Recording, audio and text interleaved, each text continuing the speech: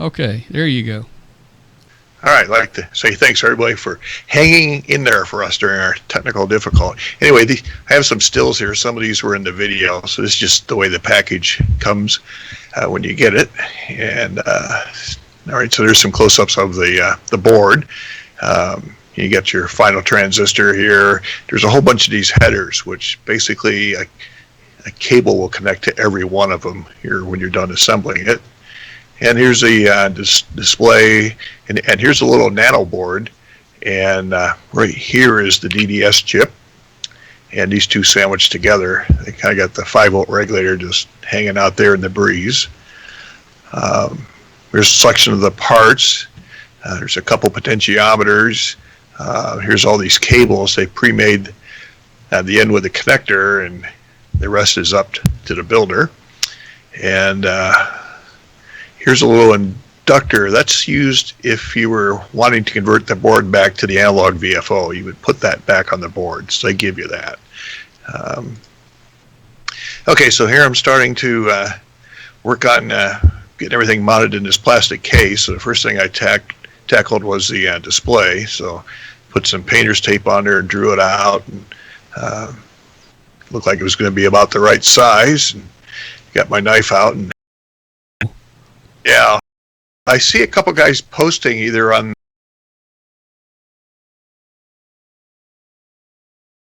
so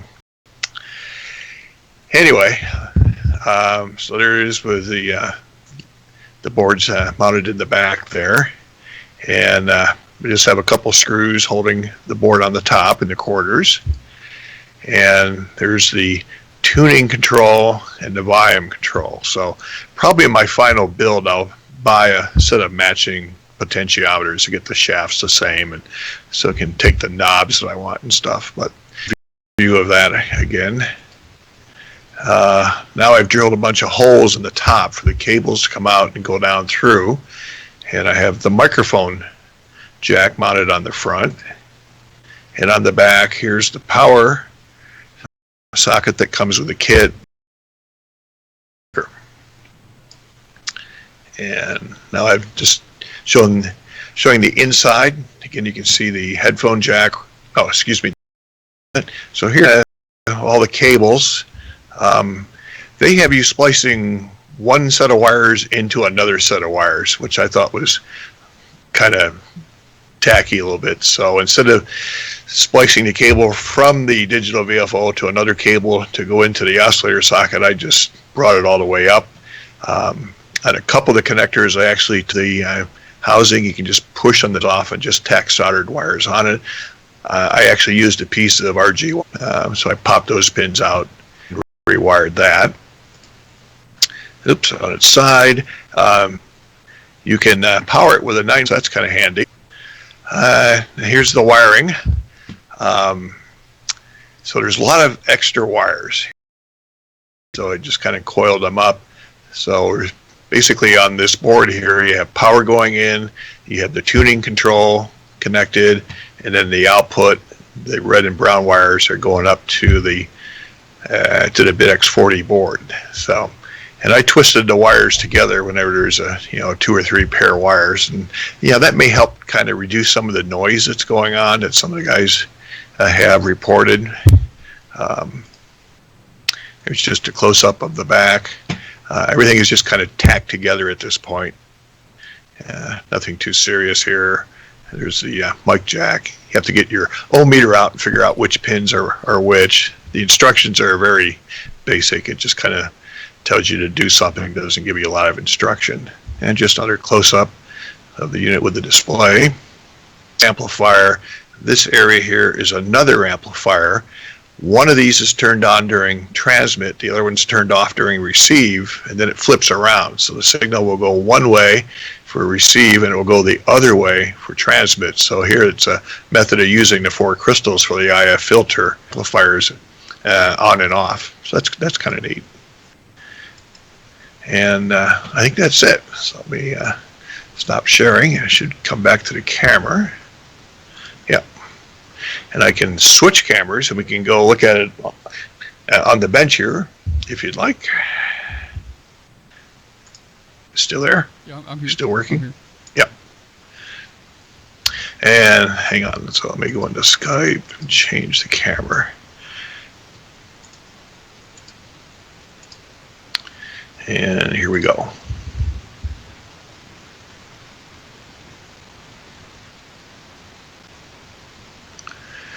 And is that focusing? Yes, it is. So, oh, okay. It looks pretty blurry on the. And see, I got to turn the thing on. I don't know if you can see the display. That's good. There we go. Okay, and the tuning is, it's just a pot. So what happens is that during the majority of the center area of the pot, it tunes the frequency, so it goes up and down. When you reach an end, it automatically starts to increment or decrement. There goes 2, 3, 4, 5, and then you have to turn it back to get it to stop. So, you know, that's kind of a method to use I'm going to say a low-cost control versus a rotary encoder. I found it to be kind of a pain. When I stopped, I was, 20, 30, 40 kilohertz away from where I wanted to be. So. Wow. I'll have to look at that. So. We may have to go in here and modify the software. I may end up taking that analog pot out and putting a rotary encoder in there and changing the code up a little bit. Yeah. I'm going to switch the camera back here.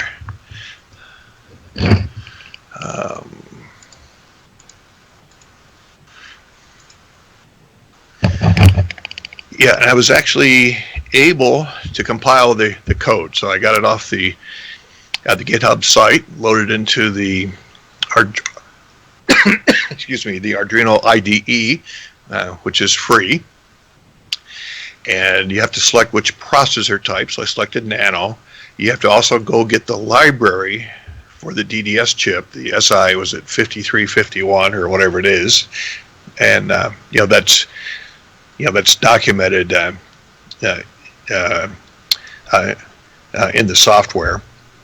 Yeah, it doesn't have the AD9850. It's got the SI chip in it, and I tried compiling it, and then I got a huge error, which I had no idea what it meant. And digging around some of the older messages in the Google group now, somebody said you have to use version 1.1.2, I believe, of the Arduino. What is it, IDE or whatever you call it? No, of the library for the. For the SI. SI chip, yeah. So right. Yeah, we ran into that problem real early, and a lot of people were trying to copy what we'd done, and they ran into the same problem. And Ron, PA3FAT, was steering everybody back to that other version, and that usually cleared it up. Yep. So somebody mentioned that, and I went in there and figured out how to change that and set it for 1.1.2 because the library is fortunate that it has all the versions in it, so you can select it within the IDE environment. There's just a drop-down menu when you find it, and then it compiled fine. So I haven't tried uploading it into the Nano yet, but looks like I will be able to do it. I saw a guy in the Facebook group actually has gone in and changed the software so it will use the updated library. So that's cool. Yeah, so that's fixed now, and he's got the file on the Facebook page, so you can download it from there. So I don't think it's back on a GitHub. So, well, the nice thing about this little, I don't call it a kit because it's already built, but it allows you to do a lot of experimentation. You can do a lot. You can change the code. You can change. We're adding CW to ours. We've already built the S-meter circuit, and on our Facebook group here, we've got a circuit and pictures about how to add the S-meter to it, and all the code and everything is in the files on our page. But like you say, all this code is shared, and it's open source. So, in fact, I want to show you something, Randy, that I've got here that others in our group are experimenting with. Of course, just real quick. Again, that's what mine looked like. You're the original one. This is not the Radio Uno. if you want to know what kind of power levels it runs, with 12 volts in, I was getting 8 watts out, and then by putting 19 volts on the PA, I get 20 watts out. It was going to get a little warm, so I went back to 12 volts, and I'll fix the other final to be able to handle that if I should want to do that. Right. Let's see. I've got a couple other. Just let the people know is that there's actually 2 power connections on the board, so you can power the PA separately from the rest of the radio. So it's okay to run 20 volts on the PA, and while you feed it a separate 12 volt. Yeah, the interesting thing about it, of course, here's Ron PA3FAT who helped me get through this one and debug it. But this is using a Nexion Enhanced 2.4 touchscreen. He's working on a touchscreen for it. So that's the one he's doing. Now, if you really want to get fancy, I've got a little short 1-minute video here. I want you to see what William PD8W did. I want you to look at this screen, and you'll be surprised. And again, there's not any audio, Randy, so just watch the video. But here we go. Okay. And this is going to show people what you can do with this thing. He's let's look at his beautiful screen he's coded. You can see there he's got VFO A and B and upper and lower sideband. He's got it looks like I don't know, maybe some shift. He's got a transmit indicator. It looks like an ICOM 7000. It does. Sideband CW. Now, and all this code is available now. He's on our web group, our Facebook group. If I can, but he's got all this developed, and all you got to do is download the code and put it on your Arduino, and this is what you'll get.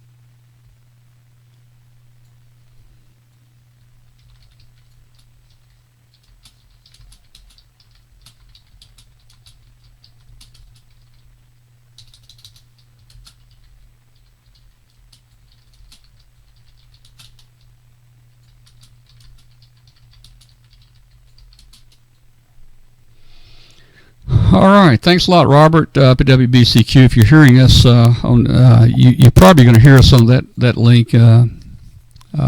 Hopefully, the audio takes very little bandwidth. Send me threes, everybody listening out there. We've got shack pictures. We're going to stand by just a minute, see if it stabilizes, and then we'll see if we want to run a shack pictures. I know a lot of people were expecting your pictures to be on tonight, and we're going to watch them. So we're going to try to run shack pictures.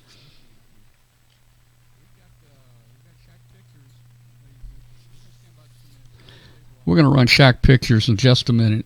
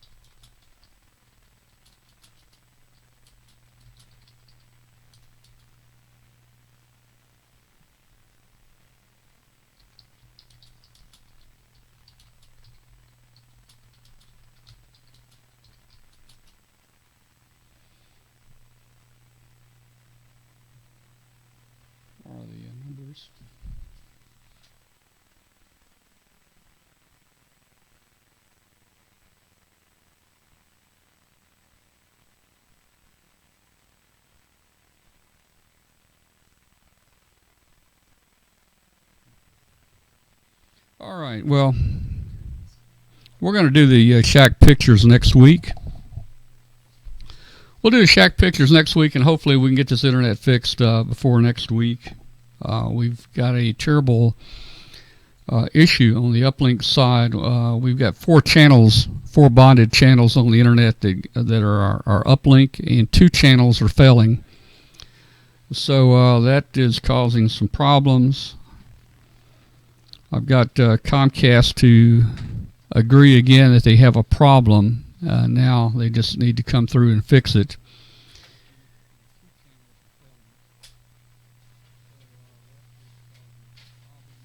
Yeah, Jill probably broke the internet tonight.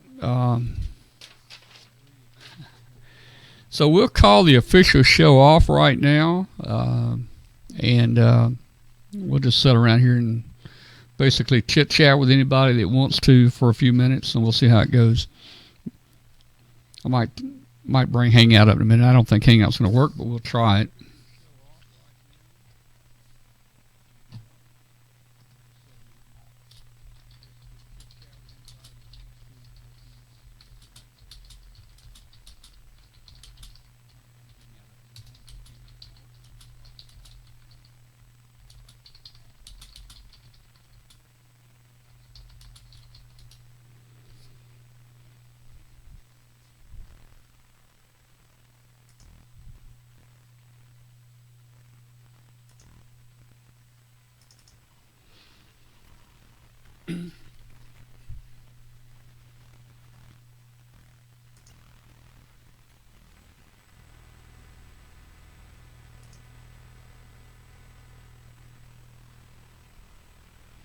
Okay, I'm on a Hangout group. Nobody else is there, so I'll stand by just for a minute.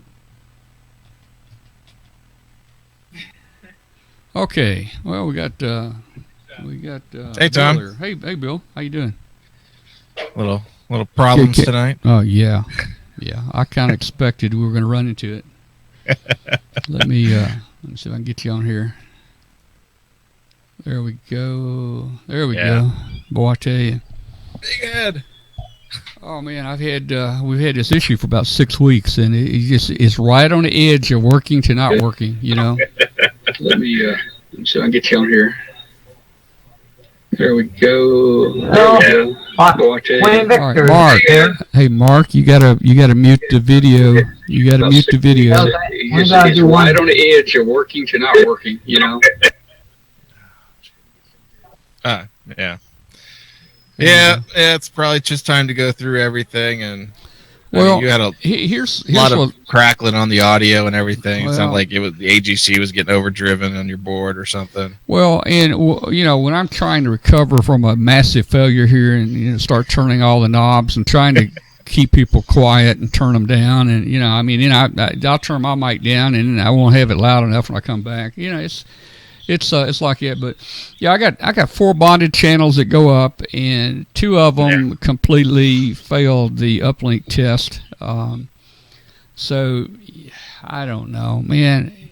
I don't have a lot of confidence in them, but I'm starting to escalate it, and not many people complain and use the uplink, but yeah, that's what I need, And I know exactly what you mean. That's we have a similar problem with the cable company here. So, yeah, Mark Pupo says I need Time Warner. Well, I used to have Time Warner here until Comcast bought them. It's the same network, I think. This is the old Time Warner network, but yeah, Comcast bought them.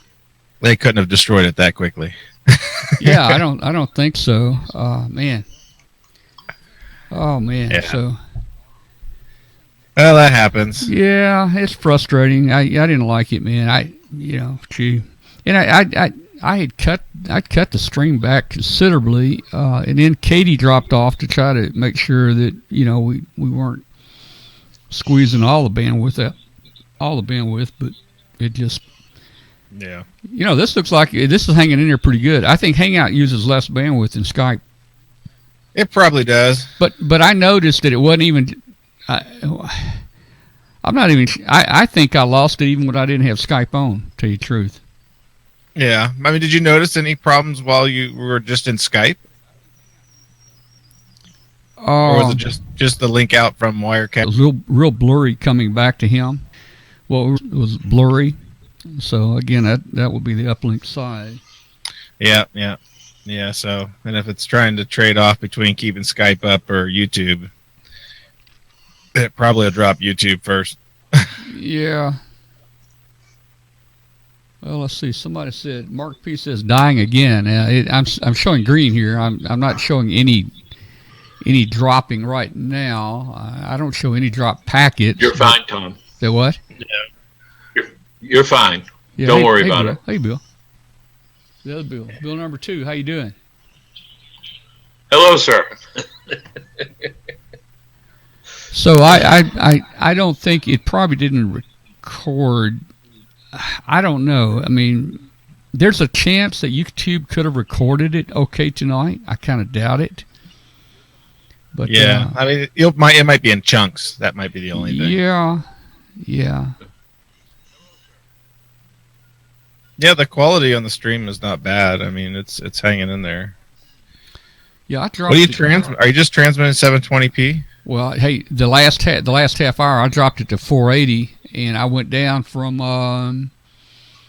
Let me see.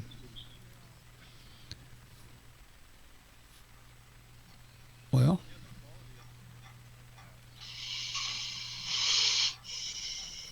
I'm at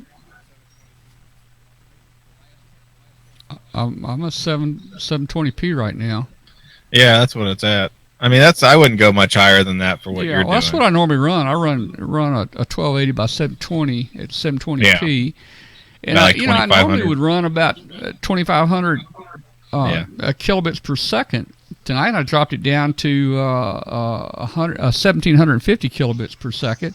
I took the stereo audio off, the 128K audio off, and went to 64K mono to even reduce it more.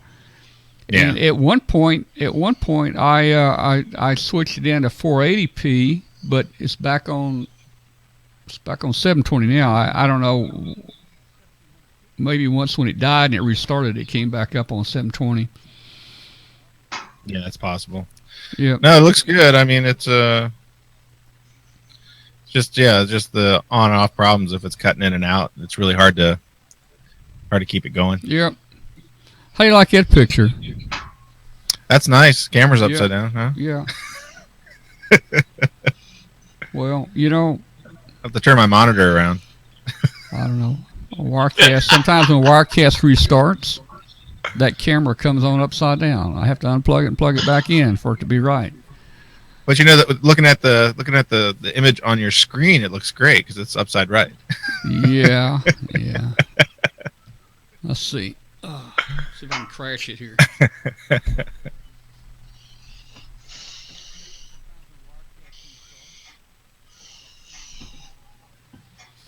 See if that camera came back. All right, let's see. Let me take that one out and let me add another one back in. Well, I don't look good. Yeah. Well, we won't try that again. That's interesting. That's an interesting workbench you got back there. Like what, my workbench? Which one? The upside down one, or? When your picture's not here, we're looking at some kind of a workbench there behind you there. Like right now? You're seeing it right now? No, before. Oh, I don't know what you saw. I just saw a big gray blob. Oh, wait a minute. That's Bill's. Oh, you're looking at mine. Bill, I'm sorry. You're looking at my picture. Oh, I'm sorry. I thought that was him because I was looking right in the corner where normally. No. Never mind, Tom. I'll tell you, I'm still alive. I'm just really disgusted about this connection tonight. I don't know, man. And the thing is, in a city like this, we don't really have any real alternative if you want high speed other than the cable. Yeah. The only thing you can do is if you can get both, you have both. Just for instances where you have a problem like this, or you bring in your Skype guests and your. What do you say, Bo? What is that? And then. What is Bo? What's that? Both. Yeah, you get DSL and your DSL. Cable. Yeah. What's the up speed on DSL? It isn't but about 768 or something, is it? You can get bonded pair or whatever they call it, where they bond two lines together, and normally you can pull like about maybe a T1 1.5, 2 or 5 up. Oh, really? Yeah. I think they said at our home over in North Carolina, we've got DSL over there, and it's like, I don't know, it may be 4 or 5 megs down and probably 768 up or something like that. That might be good enough for like a Skype connection or something like that. But if you get the paired connection, which they typically charge the same as what you pay for a cable modem. Yeah. That way you could split your traffic up, right? You could have your stream running out one connection, and then you do all your Skype and stuff like that on another connection. Well, I need to call my friends there. I guess it means that you need to share the screens on in both networks. Need to call my friends at Exceed. Maybe put a KA satellite system in here, but the most it would do would be 3 up. But then of course we didn't do any or anything. You know, I could, and then I've got so many trees around the house. I don't even know if I could get the thing to work here. Well, I wouldn't. I mean, that would be fine to have your dedicated signal out to YouTube or whatever, because the delay doesn't matter. I mean, I would use like 4 LTE, but I can't get a 4 LTE signal here at the house. I can walk up to the street, which is about 100 feet in front of my house, and I can get it. Not many bars, but I can get it up there, but just don't get it here. Yeah, you always get one of those little high-powered MiFis or whatever, and put it up on your tower. Well,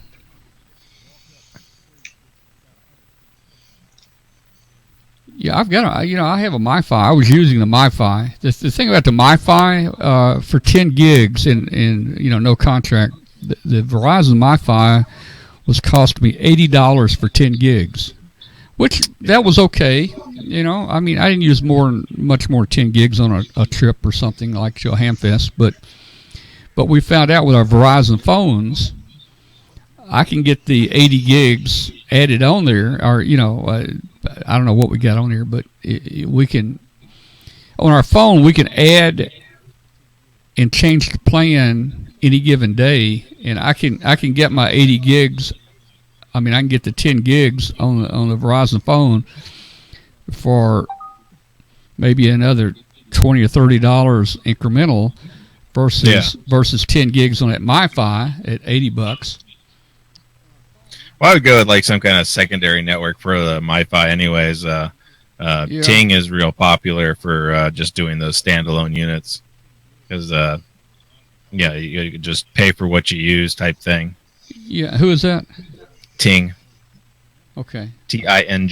I'm not familiar with them. They're a third-party seller, so they resell networks on both CDMA and GSM networks. So you can kind of, if you wanted to, you could actually have both MiFis. So if you're like in an area that gets really good GSM coverage, you could use that. Mm-hmm. Or if you're in an area that's only good for CDMA, like a valley or something like that, you could use your CDMA MiFi. Yeah. Again, I'll probably be getting a signal here at the house.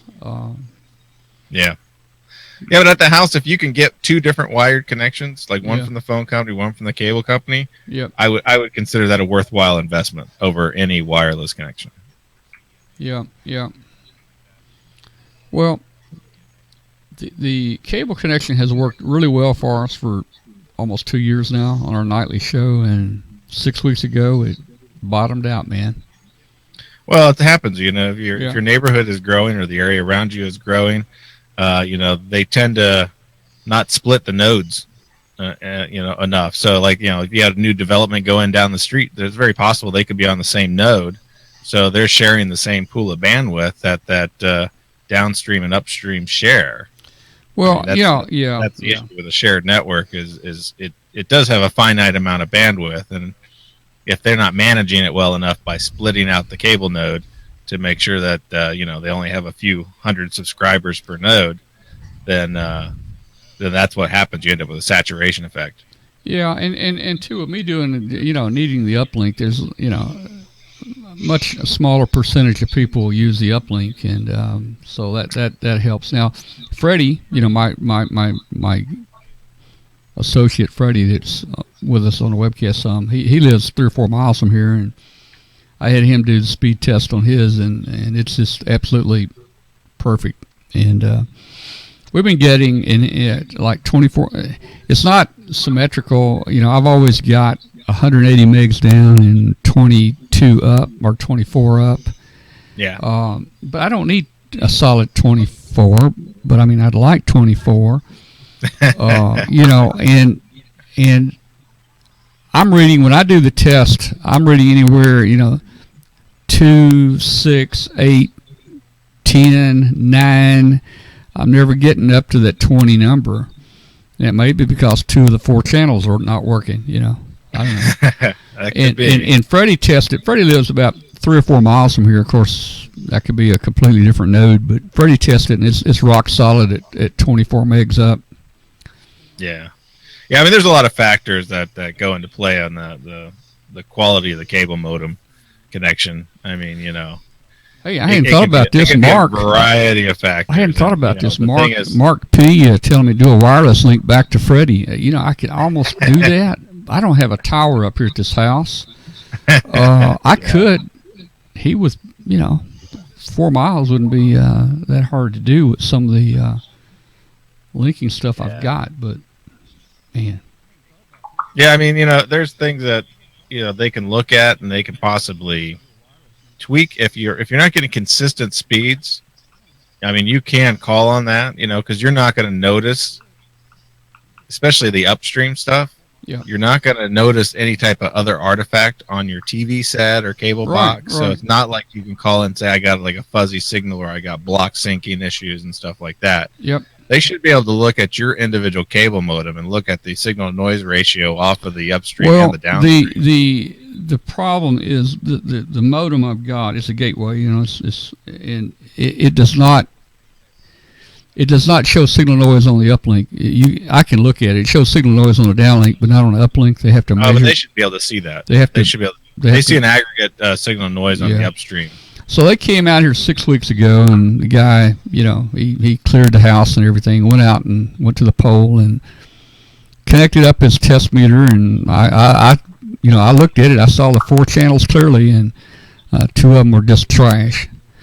So anyway, I never heard back from them. They were supposed to fix it. Never heard back from them. So 6 weeks later, I called again, and they sent a guy out, and he didn't even bring a meter to measure the signal to noise.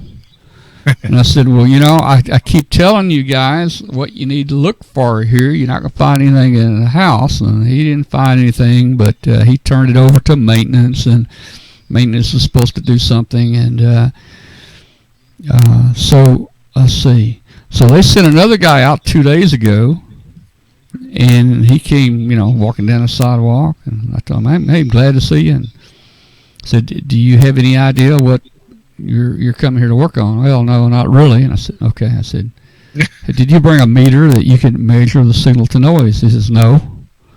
So that's the second one that came out here not prepared, but he did go up the pole, he did connect, he did run some kind of test, and he says, yep, your uplink is failing. So it made me smile that at least he said, you know, it is failing, and he turned a ticket back in again to their maintenance group, and that's been Sunday, today's Tuesday. Haven't heard anything from them.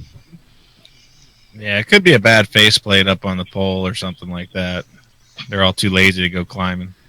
Well, you know, about in May, of course, this is before my trouble started, when my friend Astronaut Wheelock spent the weekend here with me, we were sitting here in the house, and I was looking out in the backyard, out back behind my building, and I've got all these 100-foot trees. And I saw this 80 or 100-foot tree just slowly, and the wind wasn't blowing. I saw this tree just start leaning and leaning. It was like slow motion. And the tree fell across my building out there, and it fell across the power line, the 7,200-volt power line, and broke it. And it come down, and the tree actually broke across the cable. Yeah. And it's sagging out there. So they came back out. They fixed, you know, they patched the electric up, and you know, that cable could be damaged out there, you know. Yeah. Yeah, because they can do all kinds of damage to the ends, to the face plates, to everything. Heck, it may have cracked that hard line out there when that tree must have weighed 4,000 pounds. I mean, Yeah. when it went through that, I mean, it landed on that. Definitely probably broke all the snowshoes holding the slack. Yeah. I mean, it did break the insulator off the pole for the high voltage and all that, but it may have cracked that hard line for that cable. That sucker may be full of water out there. I don't know. Yeah. And the cable, Mark is saying maybe the cable shop is stretched. I can guarantee you it's stretched out there because I can see it. It looks like it's about 2 or 3 feet longer than it used to be. It's hanging below the cable, the suspension cable they have it tied to. Oh, shoot, I just have them replace all that. They have a contractor come out and do that anyway. It's not like they do it. Well, I'll tell you. Just tell me, I want a new drop put in here, and I want the faceplate changed. You tell them those two things, at least they actually do something when they come to the house. Yeah. And then tell them to go on his little merry way. We'll find out. I will be calling him tomorrow, that's for sure. Yeah. Yeah, I would minimally replace the drop. The webcast is hanging in here fine right now. It looks like it's doing fine. But, if you're just on that teetered edge, if you hit a point where, the traffic is so high that, you don't have enough time slots to do all your error correction, then, that's when you're going to start falling apart. Yep. So... All right, well, I've talked too much here. Bill, the other Bill, number 2, is he just sitting back here doing nothing? He's like grooving to something. He's kind of like going like this. Yeah. I'm going to get going, Tom. Yeah, okay. well, good talking to you. You don't want to know what I'm looking at right at the moment. All right, we'll see you, Bill, number 1. Good night. I probably ought to get out of here, too. I'm so disgusted about what happened tonight. Yeah. We'll see you. Hey, you have a week. I'll talk to you later. Yeah. See ya. Take care. Who's the other guy? I'm trying to see who that is. Yeah, Mark. Well, we got Mark, we got Mike, and what is this over here? It looks like Macintosh, but that's not it. Yeah, that's what I was trying to see. Mac something. Macintrasher. Yeah. That's Macintrasher right there. It's been a while since I've been around, and why are you trashing my place, kitty? Go upstairs. Oh.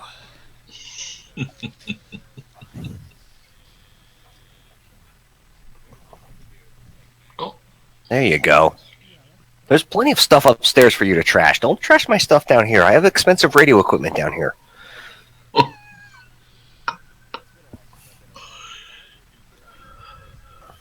That's just one of them. There's 7 more. Oh, boy. Yeah, I know. Somebody... I don't know, Bill. Bill number 2. Somebody... Oh, it was. I used to get into a Google group of ham radio. Somebody had 23 cats. Oh, geez. I think okay. We have 8 cats right now. 4 of them we're temporarily fostering for Angels for Animals, and they're going back on the 28th. Not permanent, and only one of them is officially mine. Yeah, but, man, you done kept them. If you take that cat 20 miles away and drop it off, it's going to come back to your house. Oh, no. It knows how to find it, man. I don't know. I don't know, man. I don't know if it looks out the window when they're driving it back to see the route or what, but... Angels for Animals will find them a very good home. There's no doubt about that. We're just fostering 4 of them. They're all black and white tuxedo kitties, and they're all siblings. 1 girl and 3 males. Cool. Well, be lucky that you are getting only 1. Yeah, 1 is officially mine. 2 belong to my sister, and 1, which just came downstairs, we'll just say is joint custody.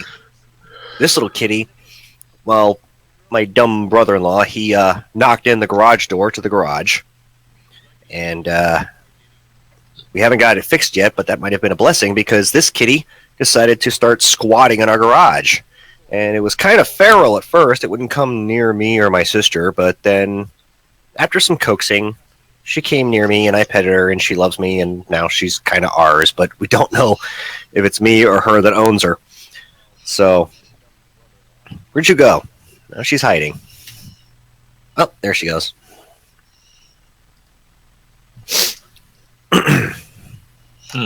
Now I'm gonna nibble on a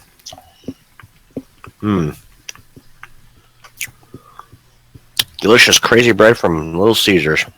If only you can taste this. So good. I'm thinking about a peanut butter sandwich here, man. Oh, yeah. Well, what do you got there? That sounds good, Tom. Now, Bill, Mike, he probably ate all those M&Ms up, I imagine. You want some? Huh?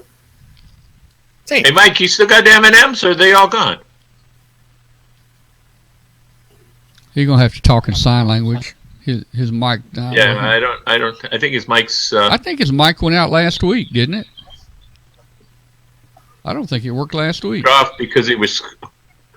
He had it off last week because he was coughing. I don't know, man. Maybe he coughed something into the mic and it stopped it up. You know. Oh, that's some good crazy bread. Oh, that's delicious. Oh. Anyways, so what's going on besides me talking about cats? Oh, well, I'm just disgusted about my internet connection tonight. Did you see any of the show? I actually didn't see anything. I've got some major uplink issues on our network, and been trying to get it fixed for 6 weeks now. So we'll see what they do this week. Oh. Well, I've been contemplating possibly buying a new radio, but I've been balancing that with possibly keeping the radios that I have. What kind of radio? Can I be heard now? Yeah. I hear you. Oh, okay. I don't know what happens to it. It's just all of a sudden, my little green bar is going up and down. So it looks like I'm talking, but you're not hearing me, so I just got to close out and come back in again. Yep. So what kind of radio are you looking at? Tom knows the feeling. Yeah. Macintrasher, what kind of radio you looking for? Well, right now I'm looking at a Yaesu FTDX 1200. And the reason is because I have an ICOM IC740 in beautiful condition, although it only covers 160 to 10 meters. And because it's kind of an old radio, it lacks a lot of modern features.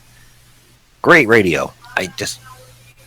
Beautiful. But it doesn't even have AM by default, and it has FM by an option, which I don't know if the previous owner installed the module. So I was thinking, okay, well, let's see. I've got 160 to 10 meters, no AM, no tuner, which I'm going to have to get, and the radio didn't... I bought it from a silent key, but I didn't get a microphone, so I have to get a microphone. And possibly a stand. And I was looking, okay, 6 meters. Well, I like to get 6 meter all mode, and I did find a manufacturer, the Ranger Company, who's they actually sell a radio that's all mode 6 meters. That's like 365. So that plus microphone, plus possible antennas and whatnot, it would get pretty expensive to keep the setup I have. Or I just ditch all of that and get the Yaesu FTDX 1200, which covers 160 to 6 meters, has 100 memory channels, automatic antenna tuner, all mode, no options, right out of the box, spectrum analyzer, full color display, and best of all, if I buy it through Ham Radio Outlet right now before the 31st, it has a $200 manufacturer rebate. So the final cost is $989.95, and the list price is $1,700. Yeah. So I'm thinking of jumping on that. Do it.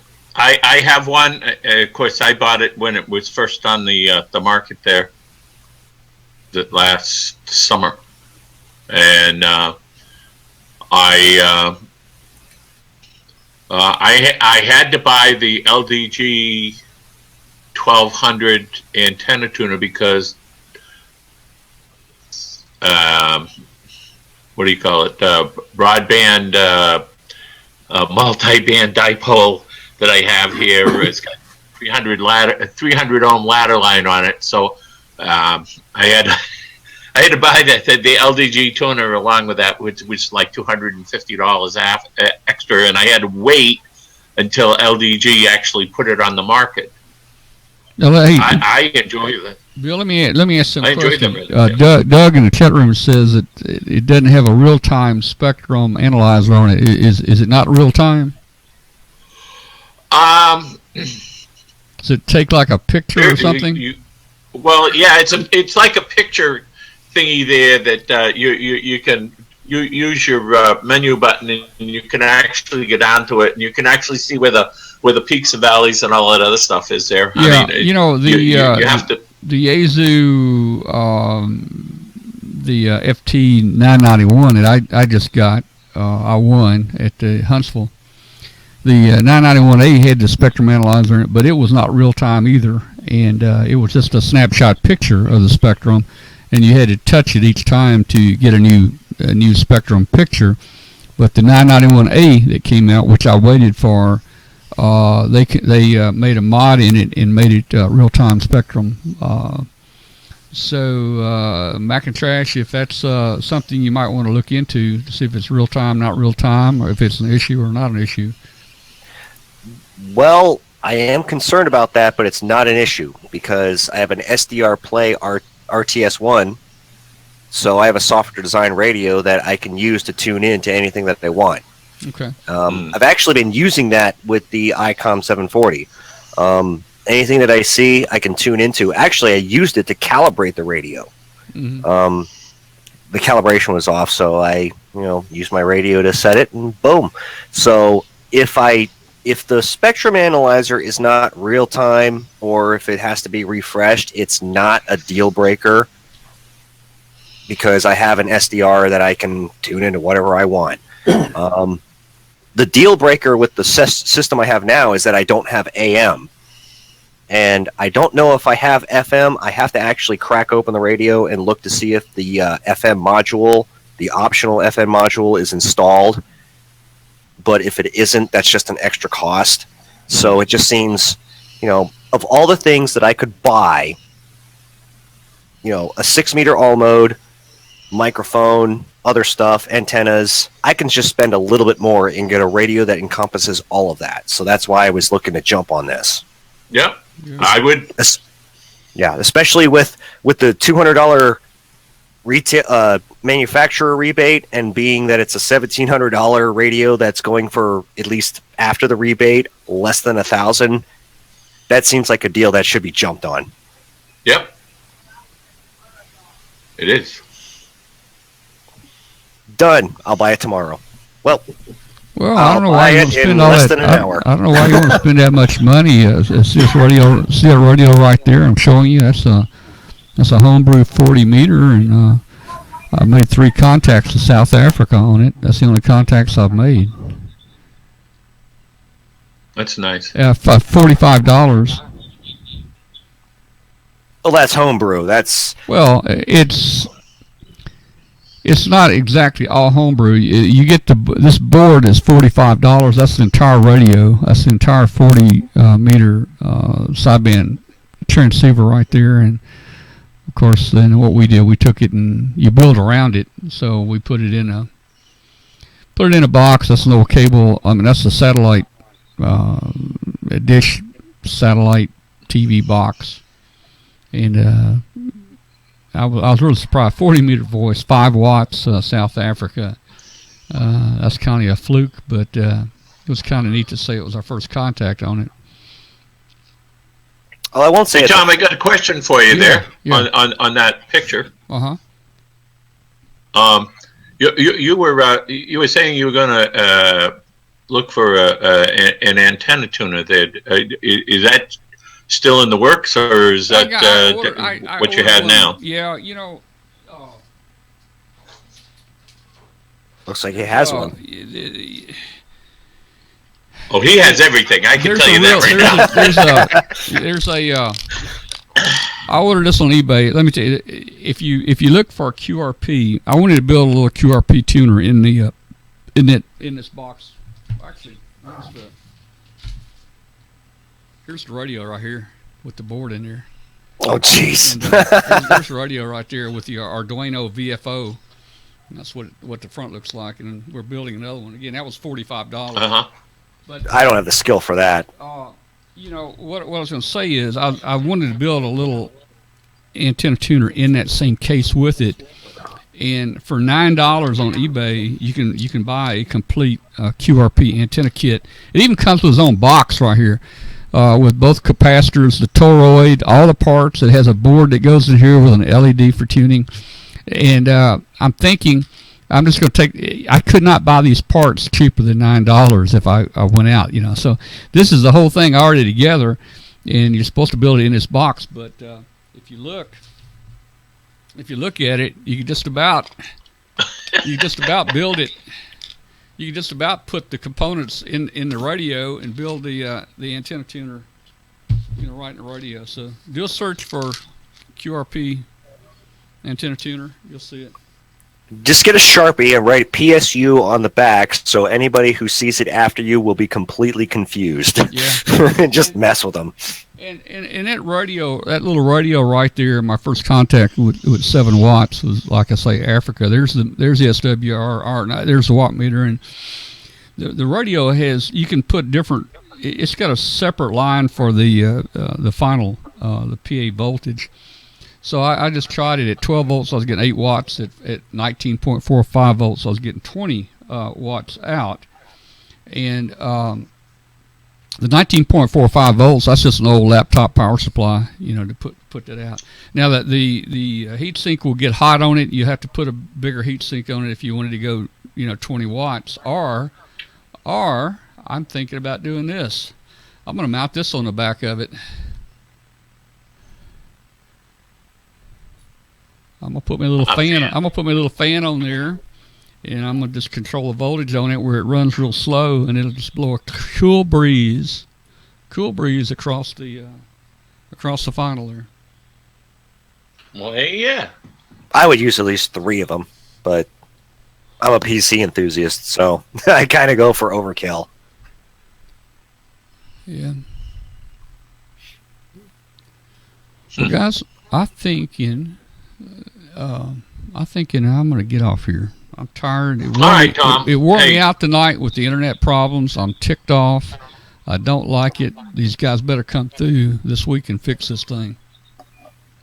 Oh, we're doing so well right now. Yeah, I know. But during the show, we dropped the network twice during the show. Now, if I go back tomorrow and watch this show on YouTube, will those stoppages show on the tour, or will it just go through without those? Well, I don't know. I'm going to go back and look at it right now. The whole thing's recorded on YouTube. It's very possible YouTube may have got nearly all that and packed it together where it looks fairly reasonable. Even though my problem is here, I don't know. I'm just going to have to look at it. But we know we've got the issue, and it's been confirmed. Yeah. We'll see you next week. Yeah, my Arduino has a PWRN. Oh, to control a fan. Okay. Yeah, in the Arduino, we could control the fan speed. You're absolutely right. Okay, good night, everybody. Y'all stay on hang out and talk if you want to, but we're gonna go ahead and get off here. We'll see you later. Yeah, I'm gonna get off too. I've got this. I got to keep this coughing, so that's why I keep muting. So I'm not gonna bother staying on here. I'm doing better, but I just got this continuous drainage. So. Well, yeah, I'm getting it too, man. I had it about 2 weeks. Yeah. All right, we'll see you. Yeah. Good night, everybody. Good night. All right, guys. Well, it was a sad night tonight. I don't know what to say.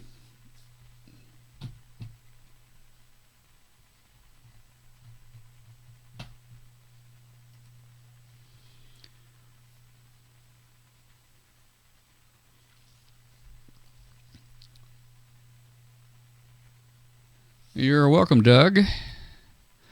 Let me go over here. We can do a beam me up, Scotty. Let's see. Well, while we're working, let's go out to Studio A. There we go.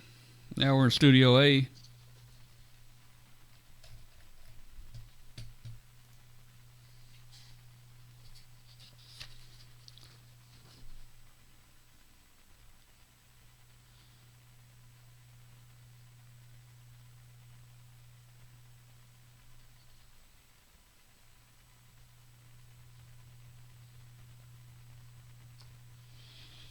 Well, we're going to get it fixed, guys. You know, I was in the IT business. I managed FedEx's international telecommunications for 34 years. So, you know, I understand networks. The engineers and techs all worked for me in all the countries around the world. And I know, you know, sometimes it's hard to find these problems, but you gotta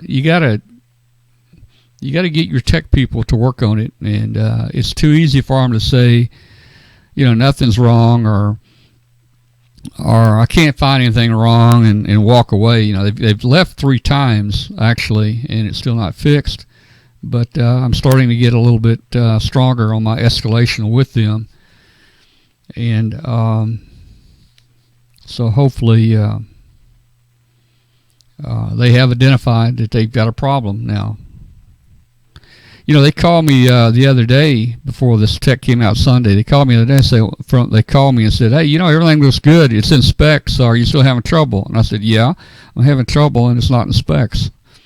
I said, "I've got massive signal-to-noise problems on the uplink. You need to get somebody out here." So they sent somebody out here, and he confirmed it, and he left. So that's kind of where we stand.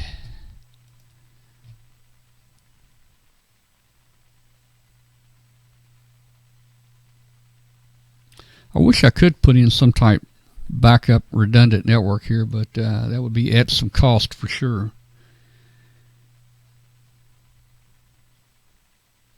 If I could get, you know, 4 LTE, I would use that for a show. I'm not against using that, but it just is, the signal just does not get to the house. I've tried external antennas. I've tried Yagi antennas. I've tried all sorts of things.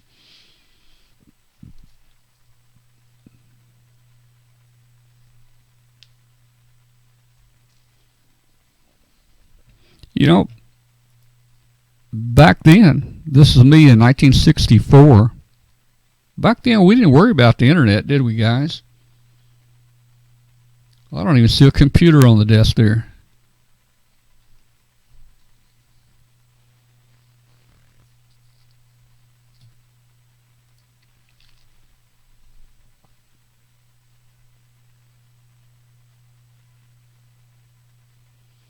Well, I would be interested to see if my neighbors... See, I